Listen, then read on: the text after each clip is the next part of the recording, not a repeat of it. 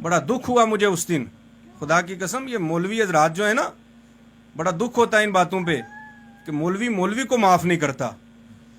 आजकल इनकी तालीम ने इनको इतना गिरा दिया, ऐसा मयार इन लोगों का बन गया कि सैयदों को भी माफी नहीं करते। मैं नाम नहीं लूंगा किसी का भी, क्योंकि नाम मेरी जुबान पे आए या ना आए, लेकिन उधर दरबार रिसालत की उस रजिस्टर में नाम उनका दर्ज हो गया है। और पुत्र पूछ लिया जाएगा उस मैदान महशर ते कि दस के मेरी आल नु सरकार पूछ लिया कि दुनिया में तू गालियां कटदा रहा है, और उस दिन सरकार अगर चेहरा फेर लिया तो किसी दर तो नहीं रोगे। इस प्रोग्राम को जब इसका इनेकाद किया गया, कम से कम 2 महीने पहले मुझसे तारीख ली गई थी, तो मैं नाम नहीं लूंगा मौली साहब का। यहां से किसी ने फोन किया कि हमने राजौरी से एक सैयद साहब है उनको बुलाया है। हमारे दिल भी दुखते हैं यार, हम भी तो इंसान हैं कि क्या हमारे अंदर दिल नहीं है, हमारे अंदर पत्थर है क्या, हमारे दिल में दर्द नहीं होता है। उस बंदे ने ये नहीं पूछा कि वो बंदा कौन है, एक मौलवी एक मुफ्ती होके, वो डायरेक्ट कहता है जी वो एक दशियो है, तुमने उन्होंने क्यों बुलाया हुआ है। क्या मौलाना फारूक साहब ये बात एक मुफ्ती की जबान की होनी चाहिए और किसी सुन्नी की जबान की बात होनी चाहिए? किबला शिया मेरा साया को भी दूर नसे, हमना लोग राफसी द शिया के। मेरा अकीदा है कि अल्लाह एक है, वो वहदहु ला शरीक है, उसका कोई शरीक नहीं, किसी भी एतबार से उसका कोई शरीक नहीं है। मोहम्मद सल्लल्लाहु अलैहि वसल्लम अल्लाह के रसूल हैं, और नबियों के बाद, अंबिया के बाद मखलूक में, कायनात में सबसे अफजल मेरा अकीदा है और मेरा मानना है कि सबसे अफजल अबू बकर की ज़ात है, फिर उमर फारूक हैं, फिर उस्मान गनी है, फिर मौला अली हैं। हम तो जनाब अमीर मुआविया के बारे में जबान नहीं किसी को खोलने देते, लोग हमें शिया कहते हैं। क्या मुंह दिखाओगे कल मैदान महशर में सरकार को? फिर जब मैंने डायरेक्टली उस मुफ्ती साहब को फोन किया, मैंने कहा जी हमने आपके बारे में ऐसी ऐसी बात सुनी है, पहली जो रिकॉर्डिंग है वो भी हमारे पास मौजूद है, हम चाहते तो बड़ा कुछ कर सकते थे लेकिन हमने दुनिया से नहीं कहा। मैंने कहा या रसूलल्लाह आप जाने इस बात को, और याद रखियो जड़ी गल इथों निकलती है तो फिर कबूल भी बड़ी जल्दी होती है।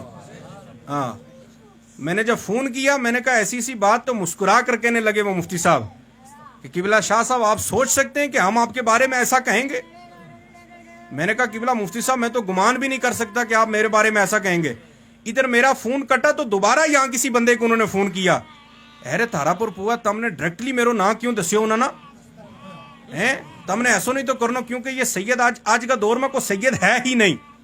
कितना बड़ो जुमलो है यो, आज का दौर में कोई सैयद है ही नहीं है, जितना भी सैयद है सारा शिया हो गया भी है। लेकिन फिर भी तमने हमने डायरेक्टली नहीं करना तो अब आप क्या करें कि इस बात को पलटे। ये एक मुफ्ती की जबान है, इस बात को क्या करें आप पलटे कि मैंने आपको ये कहा था, ये कहा था, ये कहा था, इस तरह से आप शाह साहब को आप बात कहें, क्योंकि हमसे वो सादात नाराज हो गए। हमारे घर पे वो उनकी औरतें आई हैं, हत्ता के गया कोई भी नहीं, बेवजह की जनाब वो अपनी वो खड़पेंची चला रहे हैं। फिर उन्होंने इन उलमाए किराम के लिए जो हिफाज किराम यहाँ बैठे हैं, इतना गंदा लफ्ज इन लोगों के लिए इस्तेमाल किया कि मैं अपनी जबान पर नहीं उसको ला सकता। बिल्कुल गिरा हुआ लफ्ज, बहुत ही गंदा, मतलब ये कि किसी को अगर माँ की भी गाली तो उससे भी गिरा हुआ लफ्ज इन हिफाज किराम के लिए, कि ये शाह साहब के पता नहीं क्या होंगे, इसलिए ये उन लोगों को वहां पर बुलाते हैं। मैं कसम उठा के कह सकता हूं इन लोगों से मेरे राब्ते को 10 साल हो गए, मैंने आज तक कभी इनको उधर से फोन करके नहीं कहा कि मेरा प्रोग्राम आप करवाएं। जहां से जिस जगह पर मेरी जुबान से नबी पाक सल्लल्लाहु अलैहि वसल्लम ने अपना जिक्र कराना है वो जरूर करवाएंगे, जहां नहीं उन्होंने चाहना तो हम जबरदस्ती क्यों आए। फिर आप देखें इतना कुछ करने के बावजूद फिर दोबारा वो मुफ्ती साहब मुझे फोन करने लगे, तो मुझे उन्होंने कसम उठाई, इधर वो सारे चिट्ठे उनके हमारे पास पहले से मौजूद, फिर रब की कसम उठाते हैं मुफ्ती साहब, कहते हैं मुझे पैदा करने वाले रब की कसम मैंने तो ये बात ही नहीं कही। आप बताएं कि ऐसा मुफ्ती काबिल कबूल है? क्या इन लोगों को मरना नहीं है?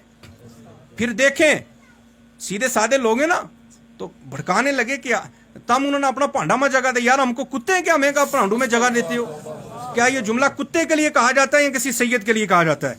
अपने दिल पे हाथ रख के बताओ, क्या ये जुमला किसी सैयद को कहना चाहिए?